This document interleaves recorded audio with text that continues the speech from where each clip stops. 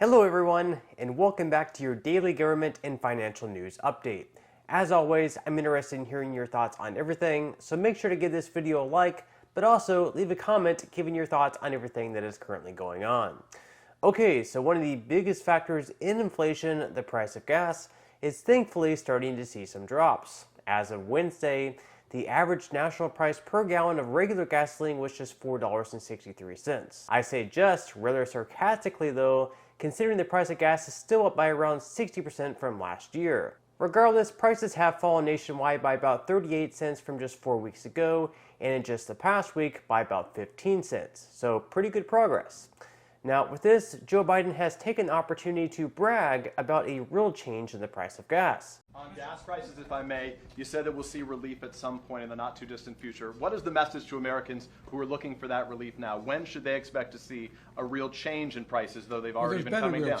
They've already been coming down. That's right. They've been coming down every single day, to the best of my knowledge. When will we see the impact of this visit? I suspect you won't see that for another couple weeks. And we'll see more when we see gas stations start to lower their price consistent with what they're paying for the oil. So with such a sharp decline, even though the price of gas is still $2.18 per gallon higher than what it was when he took office, what does President Joe Biden and the White House decide to do in order to keep the price going down? Perhaps they could begin producing more oil here at home once again, rather than being reliant on other nations?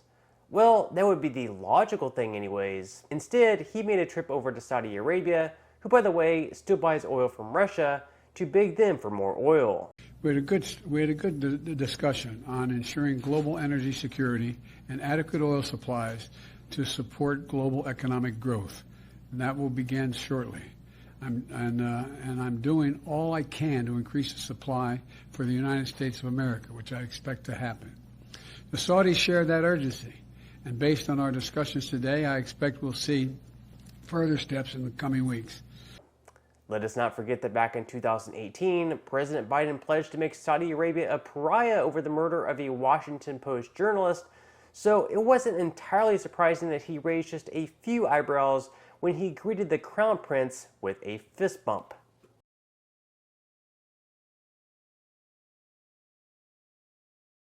When asked about coming under a lot of fire for the fist bump with the Saudi Crown Prince, this is how our president reacted. Yes. You're coming under a lot of fire for your fist bump with the Crown Prince. I just want to give you a chance to respond to that. But also, how can you be sure that another incident, another murder like Jamal Khashoggi's won't happen again? God love you. What a silly question. How could I possibly be sure of any of that? Not exactly the reaction most of us would want to see, but hey, at least we're finally starting to see some relief at the pumps. Of course, some of us have to question whether many in Biden's administration actually want to see lower prices, as we've heard many in his cabinet, such as Transportation Secretary Pete Buttigieg, brag about the rise in prices. In his mind, if we want to sit around and complain about the high price of gas, we should instead just buy an electric vehicle, as if, you know, those are real affordable. We're for cutting the cost of electric vehicles, because when you have an electric vehicle, then you're also going to be able to save on gas, but you got to be able to afford it in the first place. Right. Now we're actually starting to see on some models the costs come to where even if your car payment's a little higher, your gas payment will be a little lower and you come out ahead. But the prices still need to come down for most Americans to be able to get in an EV. Meanwhile, just to show that we're probably not all that ready to be completely reliant on EVs anyways, over in Texas, owners of Teslas are being asked to not charge their cars during the afternoon hours in order to avoid stressing the grid to the point of a blackout. According to The Verge, Tesla is asking its customers in Texas to avoid charging their electric vehicles during peak times in order to prevent overtaxing the state's power grid. The alerts come as Texas's grid operator, the Electric Reliability Council of Texas, or ERCOT, is calling on residents to conserve electricity during the recent heat wave as the system is being pushed to near emergency conditions. Tesla sent an alert to customers in car screens advising them to avoid charging their vehicles from 3 p.m. to 8 p.m. Quote, a heat wave is expected to impact the grid in Texas over the next few days, the alert reads, according to Electric. The grid operator recommends to avoid charging during peak hours between 3 p.m. and 8 p.m. if possible, to help statewide efforts to manage demand. Okay, now moving into some news regarding stimulus checks. One state is going to be giving up to $1,500 to its residents, and you'll have up until July 22nd to register. According to the Duluth News Tribune, the state of Minnesota is offering pandemic bonuses to people who worked when the risk of getting COVID-19 was at its peak.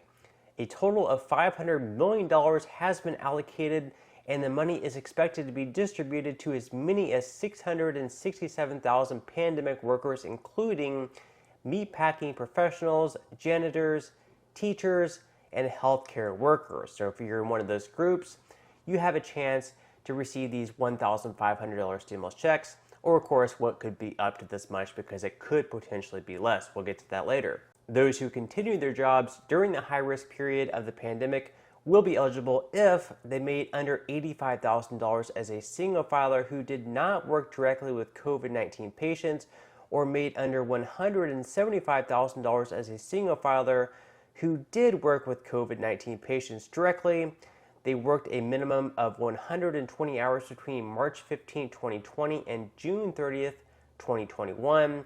They did not receive more than 20 weeks of unemployment benefits. And back to that point that I was making earlier, even though lawmakers originally estimated that the funding made available would only provide up to $750 payments, they now believe that the checks could be as high as $1,500 if signups fall short of what is expected. So it could be as low as $750. It could be as high as $1,500. So in the description box below, if you're a resident of the state of Minnesota, I will leave a link where you can sign up for these relief payments, if of course you are eligible to receive them.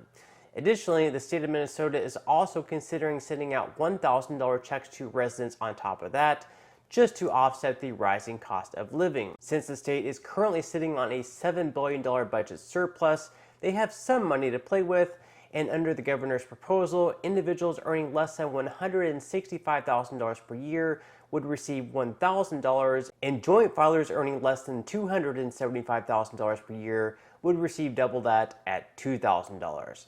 Now, Minnesota Republicans call this proposal an election year gimmick, in that it's simply a desperate attempt to distract voters from everything that's currently going on. So considering that they do hold the majority in the state, this idea is more than likely not going to pass. But on that note, I'm going to go ahead and wrap up this video. But before you go, if you would like to receive 6 free stocks and $5 worth of Bitcoin, make sure to check out the link, which I will leave in a pinned comment below. And until next time, don't forget to like this video, subscribe, have a wonderful day ahead, and I'll see you in the next video.